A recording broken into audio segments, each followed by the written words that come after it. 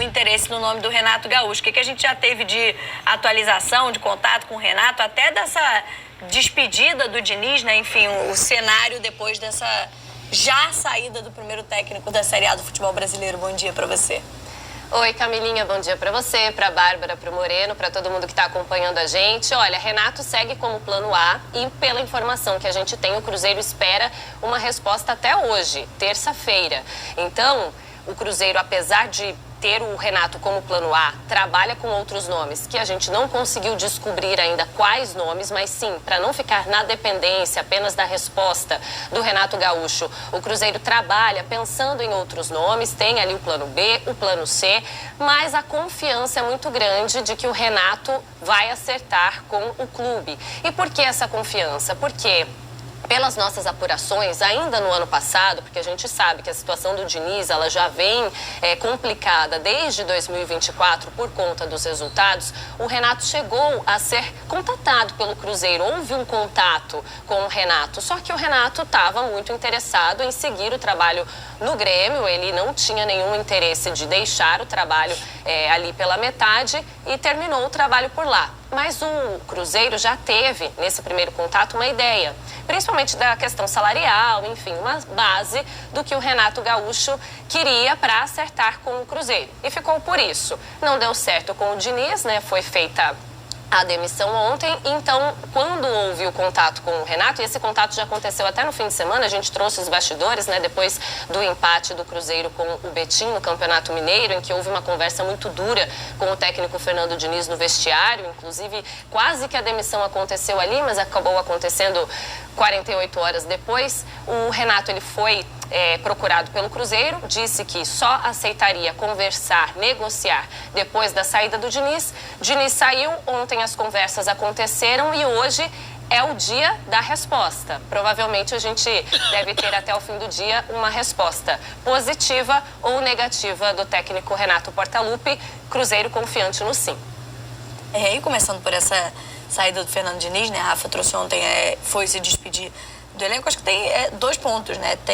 A gente pode falar do trabalho do Fernando Diniz, desse último trabalho no Cruzeiro, e que, de fato, desde o ano passado não conseguiu entregar muito, mas esse ano foi pouquíssimo tempo com esse novo elenco, digamos assim, e ao mesmo tempo de como a diretoria do Cruzeiro, essa diretoria desde o ano passado, tem lidado, né, com a escolha dos técnicos e com a permanência ou não. Enfim, essa própria decisão de, após a partida, conversar com o Diniz, manter na segunda-feira decidir demitir, até isso mostra um pouco dessa dificuldade de lidar com no mínimo, planejamento para os treinadores, né? Assim, para mim estava muito claro que a única chance do Diniz ter uma permanência, um trabalho a longo prazo no Cruzeiro, seria ele iniciar a temporada ganhando tudo que estivesse pela frente. E justamente... Em 3 jogos, tá? E justamente... não, mas assim, ganhando tudo que eu digo, assim, é iniciar... Porque se bate numa reta final de Campeonato Mineiro e perde o título pro Atlético, ia cair. Porque a demissão do Diniz, para mim, é mais um exemplo do amadorismo. E aí não é uma questão de SAF, não é uma questão de dinheiro, é uma questão realmente de gestão. É mais um exemplo, para mim, do amadorismo da gestão da grande parte dos clubes brasileiros. Aí não vou nem entrar no mérito da questão se o Diniz é bom ou se o Diniz é ruim. Para mim, é um dos melhores treinadores do futebol brasileiro e ponto. Mas a questão aqui não é essa. A questão é o amadorismo na gestão. Por quê? No dia 8 de dezembro do ano passado, na última rodada do Campeonato Brasileiro, o Cruzeiro ganhou o Juventude fora de casa. E na coletiva já existia aquele... Eu não lembro agora se foi na última ou se foi na penúltima rodada. Talvez a Rafaela... Foi na última, né? No dia 8 de dezembro. Na coletiva, já ali era muito claro, assim, me surpreendeu muito depois daquela coletiva, o Fernando Diniz ser garantido, confirmado como técnico do Cruzeiro para essa temporada. Já havia apuração de colegas de que ele seria demitido. É uma apuração com o Alexandre Barros de que ele seria demitido. E teriam voltado atrás. E isso foi levado à coletiva de imprensa pelo Diniz. E aí, em tese, voltaram atrás e o Diniz foi mantido no comando para a temporada.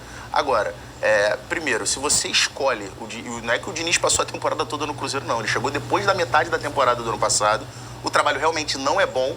Mas aí você chega no final do ano, você dá um tempo mínimo para esse treinador trabalhar, chega no final do ano, você vai demitir esse treinador. Aí depois não, você volta atrás e aí você mantém esse treinador com um projeto para a temporada. Você faz contratações, esse treinador passa toda a pré-temporada que você faz. Também não foi muito grande, mas, enfim, você viaja para os Estados Unidos, você mantém esse treinador com um grupo, e aí depois de 3 jogos, você decide que esse treinador não, esse cara aqui realmente ele não serve para o trabalho que a gente... Assim, como é que é a avaliação disso? Quem é que avalia? Qual é a capacidade da pessoa que faz essa avaliação técnica de chegar à conclusão que realmente em 3 jogos o que aconteceu na pré-temporada ou esse trabalho não tem como ir adiante? Eu não estou nem falando que o Cruzeiro não deveria mandar o Diniz embora, o trabalho realmente é muito ruim, é um dos piores trabalhos da carreira do Fernando Diniz, seria absolutamente plausível a troca no comando. Mas lá em dezembro do ano passado. Agora, em janeiro, depois de 3 jogos, eu acho absurdo. Ninguém vai conseguir me convencer que essa é uma troca esportiva. Não, zero. Porque se fosse, teria feito ano passado. É isso. Depois de toda a gente passou metade de janeiro, estamos na metade de janeiro. Até aqui falando das contratações do Cruzeiro. É que janeiro tem 78 dias, mas a gente já tá no finalzinho. A gente passou aí... A gente não tá na metade de janeiro. Gente, olha como é que eu tô... Não, 28 já tá. Finalmente tá acabando janeiro. Finalmente. Estamos na metade de janeiro, pois é. Estamos no fim de janeiro. A gente passou janeiro inteiro falando da agressividade do Cruzeiro no mercado, que inclusive destoou dos outros times, né? Tudo em prol, em volta do trabalho do Fernando Diniz. Ninguém vai me convencer que resultados ruins no Campeonato Mineiro derrubaram o treinador. Eu acho que tem coisas aí de bastidores que a gente não vai saber. E eu acho que muito de relacionamento. Porque, a pressão assim, de torcida Diniz, também. A pressão de torcida também. Mas acho que assim, internamente, o Fernando o Diniz, ele é conhecido como um cara de métodos muito próprios, né, de trabalho. De métodos que são dele, particularidades dele. De cobrança, de muito treino, de uma série de coisas, né? Eu não sei se isso aconteceu no Cruzeiro, eu não tenho essa informação, então eu não posso ser leviana. A sensação que me dá é que essa conta não fechou, sabe? Que as coisas não funcionaram internamente. Que nesse grupo, nesse fechamento, nesse treino, nesse dia a dia, não rolou. Porque, assim, não é possível. Me parece muito contraditório ver o que aconteceu no ano passado, que para mim já foi uma contratação totalmente fora de timing.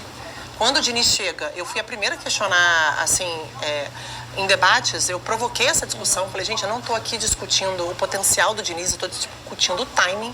Você traz um cara mais ali para o fim da temporada para disputar um título internacional com muita relevância, que foi outro treinador que colocou esse time nessa condição. A gente pode até puxar um pouquinho antes do Diniz, né, Bárbara? A própria demissão. Mas a própria demissão do Seabra Perfeito. Já foi difícil de entender ali. Eu não entendo até hoje, inclusive, né? E aí você traz o Diniz, que tem uma personalidade e que tem um trabalho, como eu citei agora há pouco, específico, muito autoral. O Diniz está todos esses anos levando méritos ou não, trabalhando da mesma forma. Não vai ser no Cruzeiro que ele vai se adaptar a um modelo de trabalho para dar continuidade a uma coisa que o Seabra fez. A gente sabe que ele não faria isso. E que ele tentaria jogar o mais perto possível do que ele está acostumado a jogar. E não funcionou. Óbvio que não funcionou. E aí o que eu escutei foi que existia o interesse de outros clubes no Diniz. Então, o mercado, né, o Cruzeiro se antecipou para que nessa janela agora, de início de ano, ele não fosse para outro time. Então, antecipou para que ele continuasse no Cruzeiro.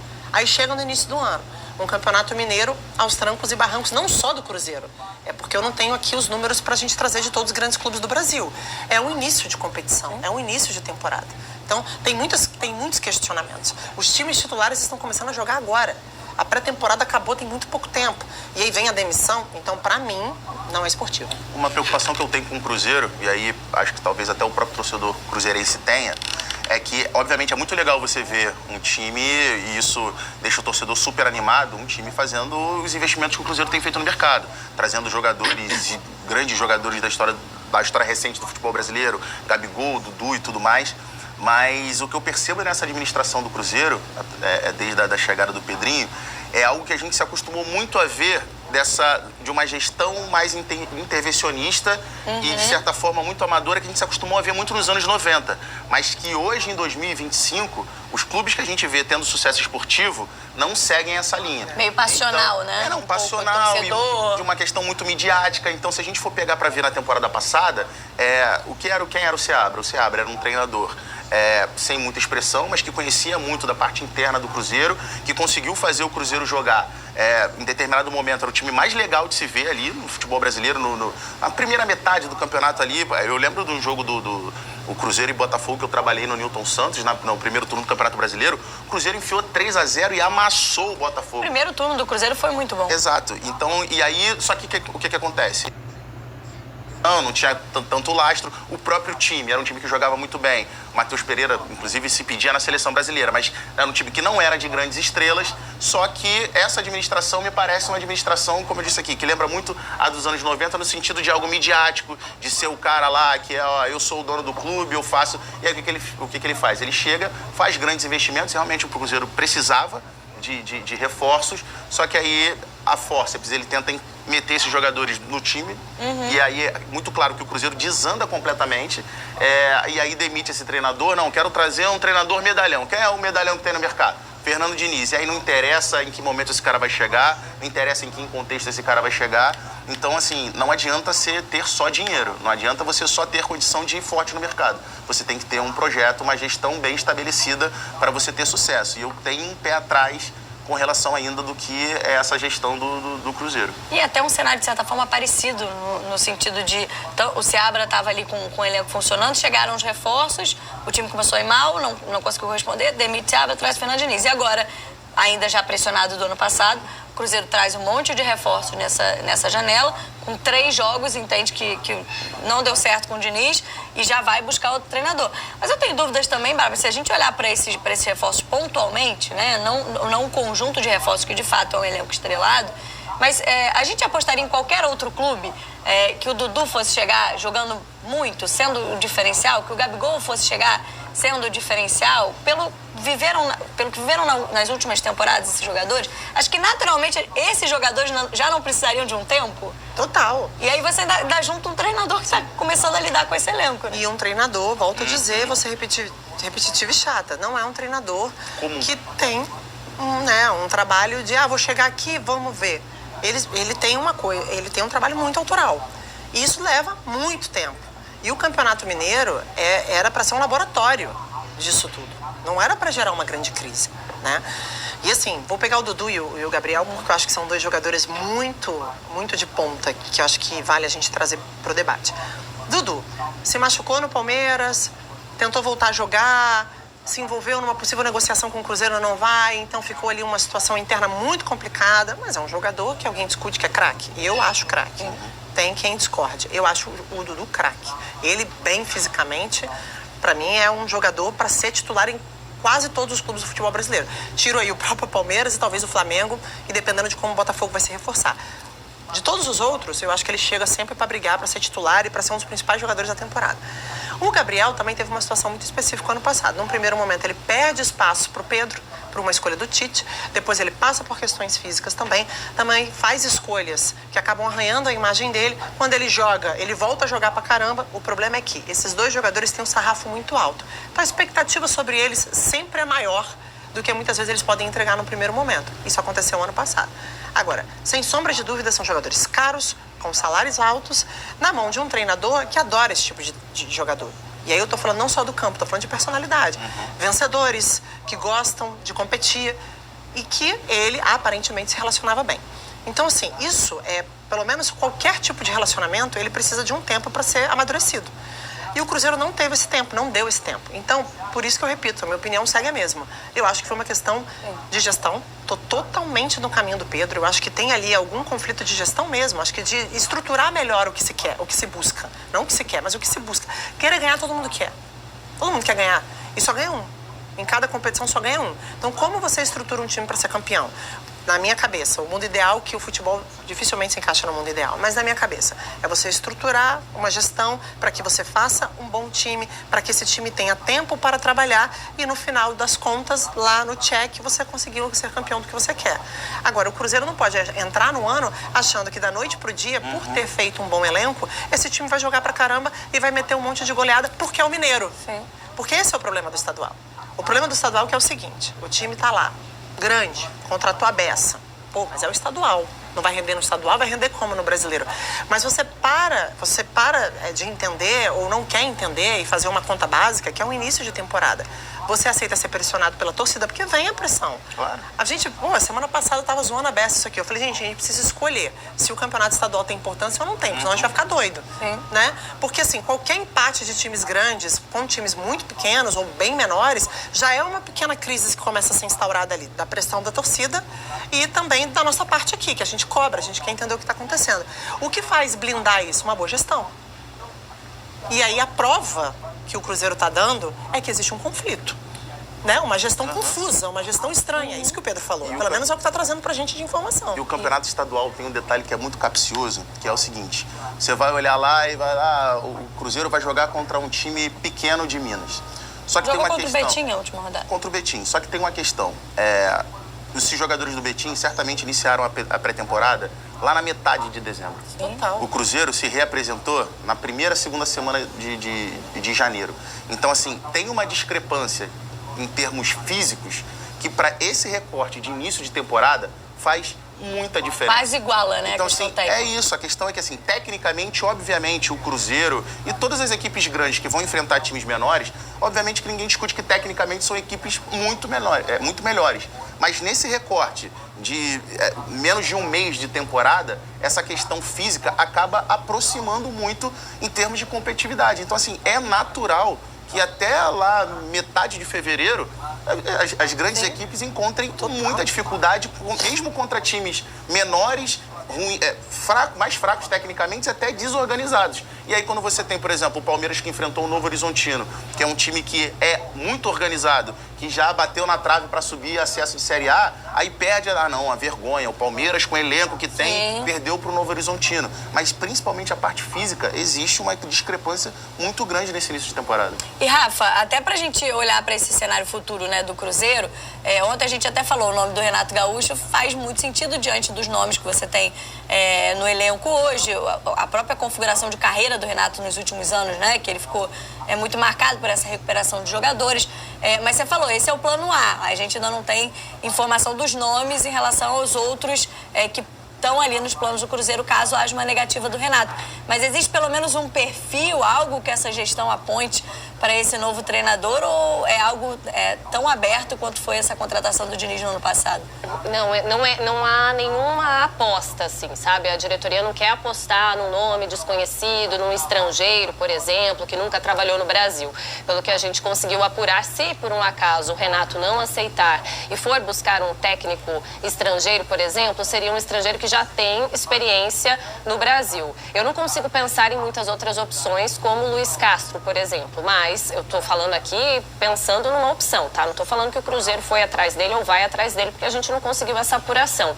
Mas pelo perfil, por exemplo, seria uma alternativa. Agora, só queria complementar um pouquinho do debate, porque a Bárbara falou assim, vamos definir qual é a importância do campeonato estadual, então, né? Porque uma hora parece que não tem importância, isso a gente fala nacionalmente, né? Pensando no todo. Mas para o Cruzeiro, o Mineiro é de extrema importância, é o primeiro título que o Cruzeiro quer voltar a conquistar, porque vê o rival, o Atlético, conquistando disparadamente nos anos anteriores, né? A última vez que o Cruzeiro venceu o Campeonato Mineiro foi em 2019, então tem essa questão, essa pressão de... Começou o trabalho e veio uma vitória, né? Que foi na estreia e nem foi com o time principal, porque o time tinha acabado de voltar dos Estados Unidos, chegou de viagem e já se preparou ali, teve uma mescla de jogadores, o gol até foi do Bolassi, reforço para essa temporada. E aí ganhou o primeiro jogo, daí depois não consegue ganhar do Atlético, e aí vem o Betim e tem um empate. Então, assim, o que a gente consegue observar o Cruzeiro está sedento por voltar a conquistar títulos, depois de todo o período complicado na história do clube. Aí, contratou todos esses jogadores estrelados, esses jogadores que, pelo que a gente observa no perfil, não é o que o Cruzeiro, na hora de contratar, não só observa o momento do jogador. Claro que observa, é importante, é essencial, mas observou também jogadores que têm no currículo títulos, jogadores vitoriosos. O Pedro Lourenço já falou mais de uma vez. Eu quero dentro do elenco um jogador que desperte no outro jogador que está ali a vontade de vencer, a vontade de conquistar, a vontade de fazer o Cruzeiro brilhar novamente e se colocar sempre na disputa por títulos em todos os campeonatos que disputar. Então, quando eles falam que fecharam a janela de contratações, nós já trouxemos todos esses reforços, não vamos contratar e agora é com o Diniz, agora é. Temos o elenco, oferecemos o elenco, jogadores de peso, jogadores com currículo, jogadores vitoriosos. Queremos, então, o resultado. Agora é fazer o resultado. E esse resultado não veio. Aí que pesou para a diretoria essa situação de não ter o resultado, então não podemos contar contigo, Fernando Diniz, no trabalho. E o Diniz, nos bastidores, pelo que a gente apurou, e ele também falou isso nas entrevistas coletivas, ele já dizia que entendia que para ele, se realmente for analisar por resultado, o trabalho dele não estava fazendo realmente sentido no Cruzeiro porque ele não conseguia entregar resultado. Mesmo que nesse início de ano tem muito pouco tempo de trabalho, né? Como vocês disseram, teve a pré-temporada, os amistosos nos Estados Unidos, 2 e 3 jogos no Campeonato Mineiro. Para ele, para o técnico Fernando Diniz, para a comissão, eles estavam conseguindo enxergar melhoras, eles estavam conseguindo enxergar que o time começou a entender melhor a metodologia de trabalho, que é muito específica, muito característica do Diniz. Mas o resultado não acompanhava. Enfim, o Diniz até dizia que, se for por resultado, realmente o meu trabalho não está fazendo sentido mais aqui. E aí acabou culminando com a saída. E o Cruzeiro agora corre contra o tempo para ter um técnico. O Renato Portaluppi é o plano A. A expectativa é que haja uma definição para hoje, terça-feira. E dependendo da definição, né, se não der certo aí, ir em busca de outros técnicos no mercado.